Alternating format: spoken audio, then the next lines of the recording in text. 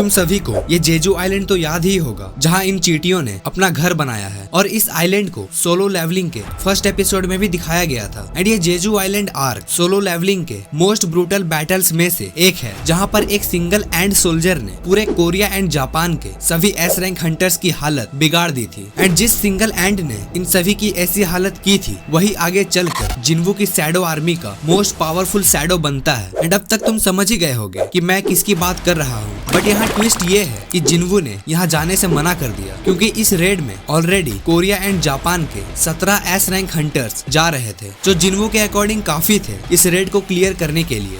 And इसके साथ ही Korea and Japan ने मिलकर एक मास्टर प्लान भी बनाया होता है जिसके अकॉर्डिंग वो जेजू आइलैंड को बहुत आसानी से क्लियर कर लेंगे। तो अब कोरिया एंड जापान के हंटर्स इस रेड को शुरू करते हैं, जहां जापानीज हंटर जेजू आइलैंड के अपर डिस्ट्रिक्ट में पहुंच जाते हैं एंड 4 अलग टीम्स में बढ़ जाते हैं, जिनका नाम था team alpha, team Bravo, team Charlie and team delta, जिसमें टीम अल्फा को गोतो रियूजी लीड करता है और अपने बाकी सभी टीममेट्स को अपनी पावर्स रिलीज करने को कहता है, जो इनके प्लान्स के अकॉर्डिंग था, जिससे सभी चींटियां इनके पावर्स को सेंस करके नेस्ट को छोड़कर इनके पास आ जाए और इससे कोरियन हंटर्स एंड क्वीन को बड़े ही आसानी से मार देंगे। एंड ऐसा ही होता है, सभी एंड्स अपने नेस्ट को छोड़कर उनके तरफ जाने लगते हैं और कोरियन हंटर्स में से चोए जोंग इन अपने फ्लेम स्पीयर का यूज करके उन सभी चींटियों को जलाकर मार देता है। एंड इसे देखकर बाकी के कोरियन हंटर्स भी सोचते हैं कि हमें जाकर क्वीन को तुरंत मार देना चाहिए। एंड वो सभी प्लेन से कूद पड़ते हैं। एंड दूसरी तरफ जापानीज हंटर एसोसिएशन ने अपने जैमिंग सिग्नल्स का यूज करके क्वीन से मिलने वाले सभी कॉन्टेक्ट्स को तोड़ देते हैं, जिससे क्वीन किसी भी एंड के साथ कांटेक्ट नहीं कर पाएगी। और team Bravo and team Charlie सभी एंड्स को लगातार मार रहे थे और टीम डेल्टा देखते हैं कि क्वीन के गुफा में बहुत सारे धमाके हो रहे हैं, जिसे चोए जोंगिन कर रहा था। एंड हंटर चोई कहता है कि मैंने इस गुफा के चारों ओर एक शील्ड बना दिया है, जिसे बी रैंक से नीचे के एंड्स पार नहीं कर पाएंगे। फिर वो सभी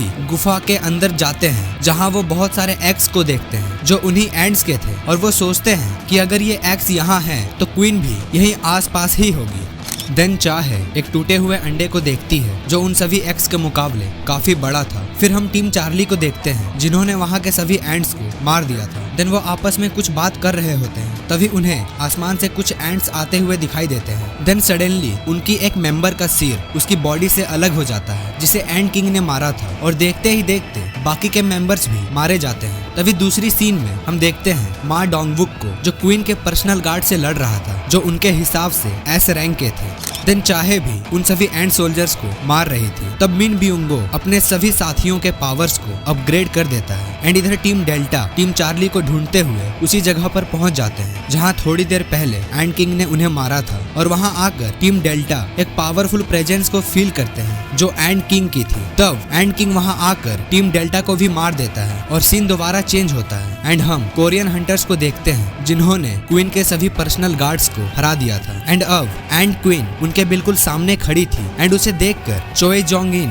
कहता है कि मैंने इस टाइम के लिए बहुत ज्यादा प्रैक्टिस किया है, तो अगर मैं यहाँ अपने फुल पावर्स में नहीं लड़ा तो ये बहुत ही बड़ी बेवकूफी होगी। फिर मास्टर चोई क्वीन पर अपने फायर मैजिक से अटैक करता है और बाइक यूनहो भी अपने बीस्ट मोड में ट्रांसफॉर्म होकर चोए जोंग इन को बैकअप देता है। एंड मा डोंगवू क्वीन को अपने शील्ड से ब्लॉक करता है, जिससे सभी हंटर्स को थोड़ा टाइम मिलता है क्वीन के रॉयल गार्ड्स को मारने के लिए। एंड चाहे भी अपने डेडली स्किल्स का यूज करके सभी रॉयल गार्ड्स को मार रही थी, जिसे देखकर वहां पर खड़ा कैमरामैन बहुत ही एक्साइटेड था और बेटर एंगल रिकॉर्ड करने के लिए थोड़ा पास से रिकॉर्ड करना चाहता था। तभी मिन ब्यूंगो उसे रोककर पीछे रहने को कहता है। एंड यहाँ पूरे कोरिया में जेजू आइलैंड रेड को लाइव टेलीकास्ट किया जा रहा था, जिसे पूरे कोरिया के लोग देख रहे थे। एंड इधर मा डोंगवू कहता है कि इस रेड के बाद कोरिया भी फाइनली उन कंट्रीज के लिस्ट में शामिल हो जाएगा जिन्होंने एक एस रैंक गेट को क्लियर करा। एंड अभी करेंटली इस लिस्ट में United State, China, Russia and France शामिल है।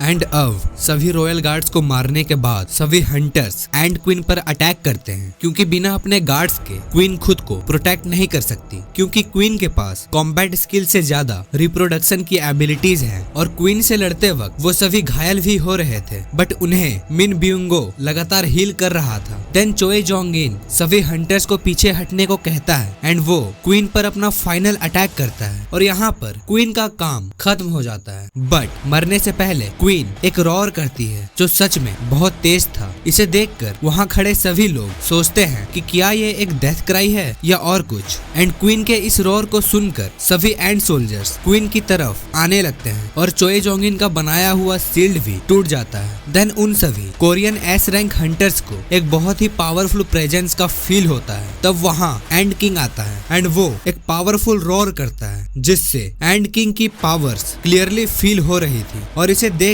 वो सभी हंटर्स सोच रहे थे कि एक सिंगल बीस्ट इतना पावरफुल कैसे हो सकता है। एंड इतने भयानक प्रेजेंस को देखकर चाहे अपने घुटनों पर आ जाती है और एंड किंग के फुटस्टेप से सभी कांप रहे थे। फिर एंड किंग डोंगवुक के पास से होकर क्वीन के तरफ आकर खड़ा हो जाता है और गुस्से में सभी की तरफ देखता है। एंड सडनली वो चाहे के पीछे आकर उसके पेट में ब्रूटली पंच करता है जिससे वो दूर जाकर दीवार में टकराती है। एंड चाहे को इस हालत में देखकर डोंगवुक जोर से चिल्लाता है। तभी एंड किंग उसके पास आकर उसके शील्ड के साथ उसके हाथ को भी तोड़ देता है और इसके बाद वो बाय क्यूनहो एंड चोए जोंग इन को भी ब्रूटली इंजर्ड करता है। बट मिन ब्यूंगो अपने कैमोफ्लेज मोड का यूज करके उन सभी को लगातार हील करता रहता है। लेकिन इसके बाद भी एंड किंग ब्यूंगो को देख लेता है एंड अपने नुकीले पंजों को उसके आर पार कर देता है जिससे सभी बहुत ज्यादा डर जाते हैं। एंड बाय क्यूनहो गुस्से में एंड किंग पर अटैक करता है लेकिन एंड किंग उसकी गर्दन पकड़कर उसे हवा में उठा लेता है। देन यूनहो का बीस्ट मोड गायब हो जाता है और एंड किंग के अंदर से ब्यूंगो की मेमोरीज दिखाई देती है जो सभी को भागने के लिए कह रहा था। एंड मैं तुम्हें बता दूं कि एंड किंग जिसे भी खाता है तो उसकी स्ट्रेंथ एंड नॉलेज भी एंड किंग के पास आ जाती है। तब एंड किंग कहता है तुमने मेरी क्वीन को मारा है तो तुम्हारे सभी सोल्जर्स को मारना काफी नहीं होगा। एंड उससे पूछता है हु इज योर किंग। तभी एंड किंग को बाहर से एक स्ट्रॉन्ग प्रेजेंस फील होता है एंड ये प्रेजेंस गोतो ryuji का था। तब वो तुरंत बाहर चला जाता है और वहीं दूसरी ओर गोतो ryuji अपने साथियों के डेड बॉडीज को देख रहा था। तभी सडनली वहाँ एंड किंग आ जाता है एंड उसे देखकर गोतो ryuji कहता है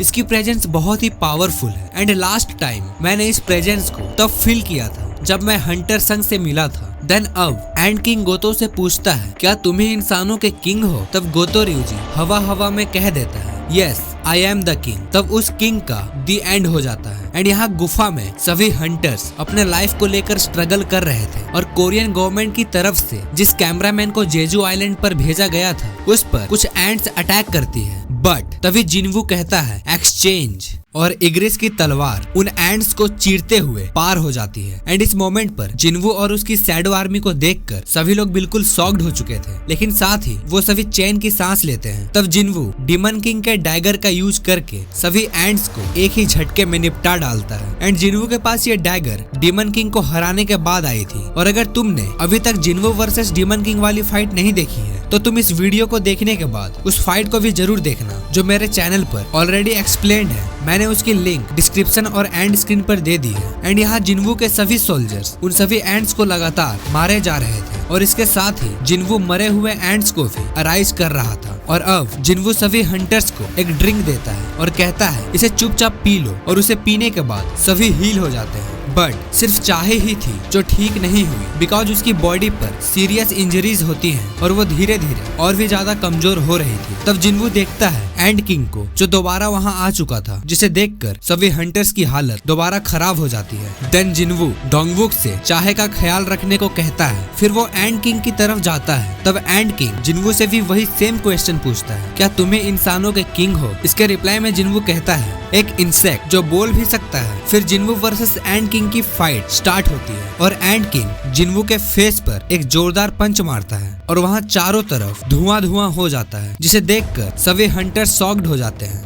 बट स्टिल जिनवू को कुछ नहीं होता और वो अपने मुंह से खून को थूक कर अपने स्किल कमांडर्स टच का यूज करता है और एंड किंग को एक मोस्ट ब्रूटल पंच मारता है जिससे एंड किंग बहुत दूर जाकर गिरता है जिसे देखकर सभी के मुंह खुले रह जाते हैं और वो सोचने लगते हैं कि मुझे पता था संग जिनवू पावरफुल है लेकिन इतना ज्यादा पावरफुल है ये मुझे नहीं पता था। तब जिनवू एंड किंग को फोड़ना स्टार्ट करता है और इतना मार खाकर एंड किंग सोचता है ये ह्यूमन आखिर है कौन और इन दोनों के के फाइट से निकलने वाले पावरफुल माना वेव्स को सभी लोग इजीली फील कर पा रहे थे। एंड जिन्वू एंड किंग के बॉडी की बाहरी सेल को अपने पंचेस से तोड़ देता है। तब एंड किंग को लगता है कि वो अब हार रहा है। तब वो अपने मुंह से एक पॉइजन बाहर निकालकर जिन्वू के फेस पर अटैक करता है। एंड जिन्वू के फेस पर उस अटैक से एक कट लगता है। एंड ये पॉइजन एक कोन स्नेल का पॉइजन होता है जो नेचर के हाथों बनाया गया सबसे डेडलीस्ट पॉइजन है। और अब एंड किंग जिन्वू को बोलता है, तुमने एक ह्यूमन होकर अपना पूरा बेस्ट ट्राई किया, लेकिन अब मरो। बट जिन्वू पर उस पॉइजन का जरा भी असर नहीं होता है, बिकॉज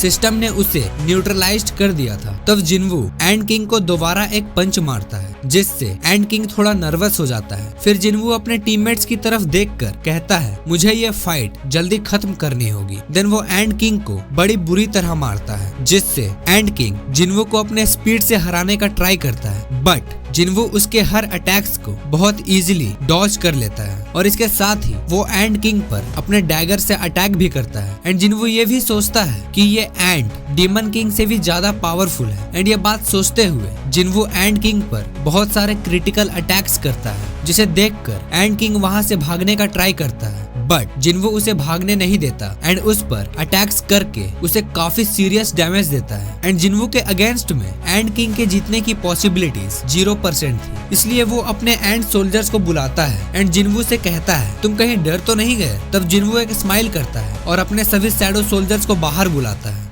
और बाहर आते ही वो सभी एंड्स को मारने लगते हैं। तब जिन्वू टस्क से कहता है कि सिर्फ इन चींटियों पर अटैक करना, और अगर किसी भी इंसान को कोई नुकसान पहुंचा तो मैं तुम्हें कभी दोबारा नहीं बुलाऊंगा। तब टस्क अपने पावर्स का यूज करके एक सेकंड में सभी चींटियों को साफ कर देता है। एंड इतने डेडलीस्ट क्रिएचर को देखकर वहाँ खड़े सभी हंटर्स हिल जाते हैं और वो कहते हैं कि ये समन्ड क्रिएचर्स खुद में ही एक डेविल है। और यहाँ एंड किंग सोचता है, ये कैसे हो सकता है? मेरा जन्म एक अल्टीमेट सोल्जर की तरह हुआ एंड मैं हमेशा सबसे स्ट्रॉन्ग रहा हूँ एंड मैंने अपने रास्ते में आने वाले सभी चीजों को मिटा दिया और मेरे पावर्स की कोई भी लिमिट नहीं थी, क्योंकि मैं एक किंग हूँ। लेकिन मैं इंसान से कैसे हार सकता हूँ? तब एंड किंग उड़कर वहाँ से भागने का सोचता है, लेकिन इससे पहले कि वो भाग पाता, जिन्वू अपने स्किल कमांडर्स टच का यूज करके फाइनली एंड किंग को मार देता है। तब जिन्वू मिस चाहे के पास आकर उसे देखता है एंड अब उसकी हालत बहुत ज्यादा खराब हो चुकी थी। तब जिन्वू को एक आइडिया आता है और वो अपने सभी शैडो सोल्जर्स को मिन ब्यूंगो की बॉडी को ढूंढकर लाने के लिए कहता है। फिर 2 अटेम्प्ट्स में फेल होने के बाद जिन्वू अपने तीसरे अटेम्प्ट में मिन ब्यूंगो की शैडो को एराइज कर लेता है एंड मिन ब्यूंगो मिस चाहे को तुरंत हील कर देता है। देन जिन्वू ब्यूंगो की शैडो को टर्मिनेट कर देता है, क्योंकि वो जानता था कि मिन ब्यूंगो एक काइंड हार्टेड ह्यूमन है जिसे वायलेंस करना पसंद नहीं। फिर जिन्वू वहाँ से जाकर एंड किंग की बॉडी के पास आता है, फिर वो उसे अराइज करता है। देन अराइज होते ही उसकी पहली रैंक ही जनरल होती है, जो बहुत बड़ी बात है। तब जिन्वू उसे एक नाम देता है, बेरू, एंड साथ ही उसे पहला काम देता है बची हुई सभी एंड्स को मारने का। तब बेरू बिना एक सेकंड गवाए उन सभी एंड्स को तुरंत वाइप आउट कर देता है और यहाँ पर ये जेजू आइलैंड आर्क की स्टोरी खत्म होती है। और ये सुनकर तुम सभी चले मत जाना, क्योंकि जाने से पहले प्लीज यार इस वीडियो को एटलीस्ट एक लाइक करके जाना। एंड मैंने इस चैनल पर खुद से एक चैलेंज किया है कि आने वाले 2 महीनों में मैं अपनी पूरी जी जान लगाकर सोलो लेवलिंग के बेस्ट फाइट्स या आर्क्स की एटलीस्ट 10 वीडियोस को कंसिस्टेंटली अपलोड करूंगा। आई नो ये थोड़ा ज्यादा चैलेंजिंग होगा, बट अगर तुम सभी का सपोर्ट रहा तो मैं तुम सभी के लिए हर एक डिफिकल्ट चैलेंज को इजीली कंप्लीट कर लूंगा। और तुम सभी से एक हम्बल रिक्वेस्ट है कि प्लीज इस YouTube चैनल को अपना समझकर सब्सक्राइब कर देना एंड आने वाले सोलो लेवलिंग की वीडियोस को बिल्कुल भी मिस मत करना। आई नो कि मैंने फ्लो में थोड़ा ज्यादा बोल दिया।